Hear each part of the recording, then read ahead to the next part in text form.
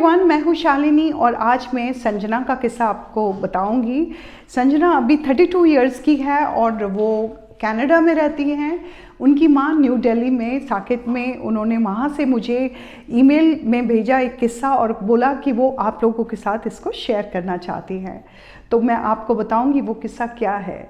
उस वक्त संजना 14 इयर्स की थी। वो स्टडीज़ में और स्पोर्ट्स में बहुत ज़्यादा अच्छी थी और लोग उसको फ़िश बोला करते थे। वो इसलिए क्योंकि वो बहुत अच्छा स्विमिंग करती थी और उसने कई मेडल भी जीते थे।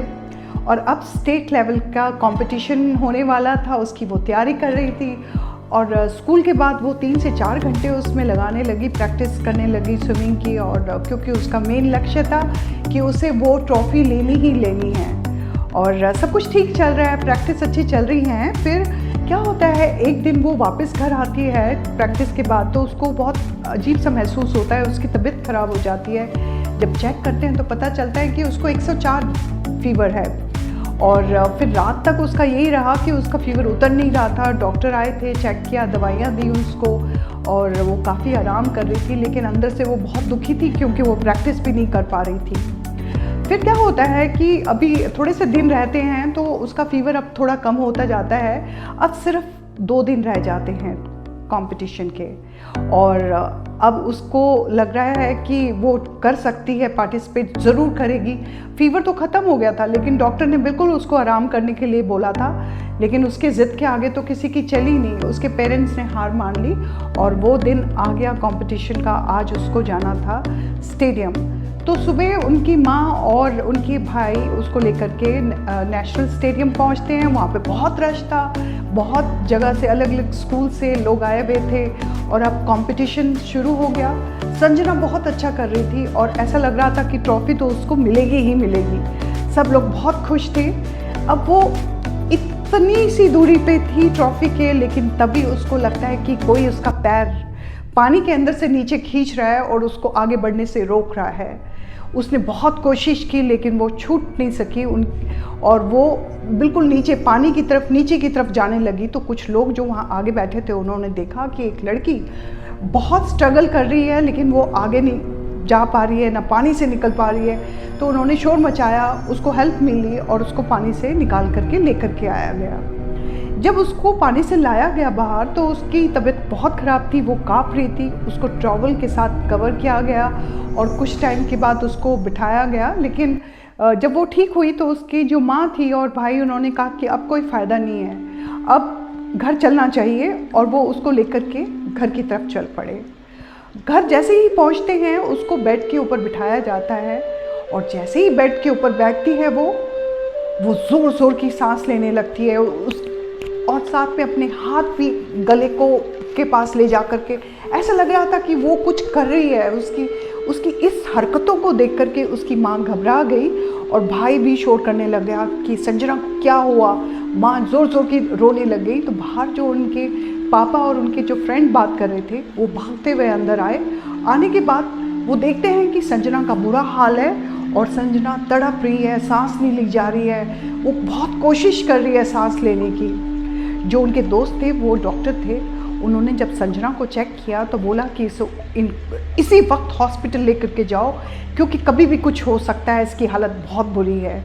उसके पापा घबरा गए और उन्होंने जैसे ही संजना को उठाने लगे तो वो धीरे सी आवाज़ में पापा पापा करने लगे और ऐसे कहते कि साथ ही एकदम उसकी गर्दन नीचे की तरफ हो गई। उसकी बॉडी एकदम से बिस्तर में गिर गई और जब डॉक्टर ने चेक किया तो डॉक्टर ने बड़े दुखी मन से बोला, सॉरी, शी इज़ नो मोर। ये सुनते के साथ ही उनकी माँ का तो बुरा हाल था, पापा भी रोने लगे, भाई, सब लोग ज़ोर ज़ोर की रोने लगे और उसके पापा का तो बुरा हाल, बोलते जा रहे हैं कि संजना बेटा प्लीज़ वापस आ जाओ, हम कैसे जिएंगे। खूब रोए इस तरीके से, लेकिन संजना अब कैसे वापस आ सकती है, वो तो है ही नहीं अब। और फिर क्या होता है कि थोड़ा से मिनट्स गुजरते हैं, अचानक उनका जो भाई था वो पापा के पास आता है, बोलता है पापा ये देखो संजना की उंगलियां हल्के हल्के से हिल रही हैं। जब उनके पापा ने ये देखा तो उन्होंने बॉडी को चेक किया तो उसकी बॉडी में कुछ हलचल सी हुई। डॉक्टर ने चेक किया, डॉक्टर के मुंह में थोड़ी सी स्माइल थी, उनको लगा, उम्मीद बंदी कि शायद वो ठीक हो जाएगी। अचानक संजना ने हल्के से आंखें खोली, क्योंकि उसकी जो हार्ट बीट रुकी हुई थी वो एकदम से चलने लगी। उसने हल्के से पापा बोला, तो पापा को खुशी की वजह से बहुत ज़्यादा रोना आ गया उनको। और धीरे धीरे संजना जब वो ठीक हुई, उससे पूछा गया, बेटा आपको क्या हुआ था, आप कैसे बेहोश हो गए थे? संजना ने बोला कि जब माँ मुझको बेड में बिठाया उन्होंने, और उनको सब लोगों की आवाज़ें आ रही थी, लेकिन वो उनके हाथ नहीं हिलाए जा रहे थे। वो अपने पापा को पकड़ना चाहती थी, लेकिन वो नहीं कर पा रही थी। और उसने ये बोला कि उसके चारों तरफ अंधेरा ही अंधेरा था, सिर्फ उस अंधेरे में उनको अपने माँ और पापा की, भाई के रोने की आवाज़ आ रही है, और उनको वापस आने के लिए बोल रहे हैं, यही सुनाई दे रहा है।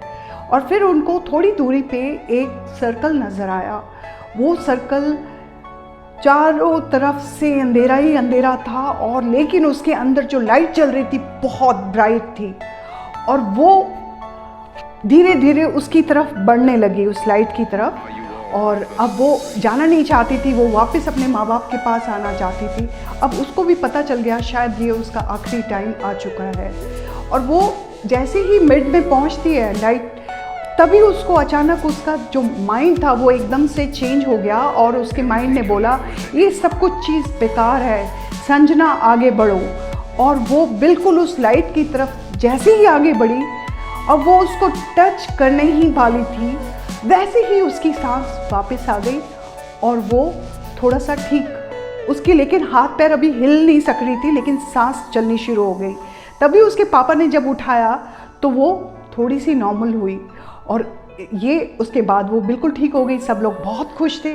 तो ये सब कुछ इसलिए हुआ क्योंकि साइंटिफिक थ्योरी के अनुसार जब कोई मर जाता है तो उसकी जो बॉडी के जो पार्ट होते हैं उसी वक्त नहीं मरते, नहीं ख़राब होते, क्योंकि वो धीरे धीरे करके थोड़े टाइम के बाद ख़राब होने शुरू होते हैं, मरने शुरू होते हैं। और जो जैसे बॉडी के जो सेल हैं, जैसे जब जिंदा लोग होते हैं वैसे काम करते हैं, मरने के बाद भी कई घंटों तक वैसे ही सेल काम करते रहते हैं। और जो स्किन के सेल वो भी वैसे ही करते हैं। सबसे ज़्यादा पहला फ़र्क पड़ता है हार्ट को। हार्ट जब ऑक्सीजन की कमी हो जाती है बॉडी के अंदर से तो वो हार्ट जो होता है उसकी धड़कन रुक जाती है और वो आदमी फिर चला जाता है। लेकिन कई लोगों ने अभी वैसे तो रिसर्च बहुत चल रही है इसके बारे में, और कई बार ऐसा भी होता है कि लोग वापस आ जाते हैं और वो ये भी बताते हैं कि उस मोमेंट में जब वो मर गए थे तो उनके साथ क्या हुआ, उन्होंने कैसा महसूस किया और क्या क्या चीज़ देखी। तो लेकिन अब ये संजना के साथ हुआ, संजना अब बिल्कुल ठीक है और उनके घर के लोग बहुत खुश हैं। और ऐसा ही एक किस्सा मुझे याद आ रहा है, जब हम बहुत छोटे थे तो मेरे दादाजी अक्सर ये बोलते थे कि आदमी मरने के बाद वापस ज़रूर आता है।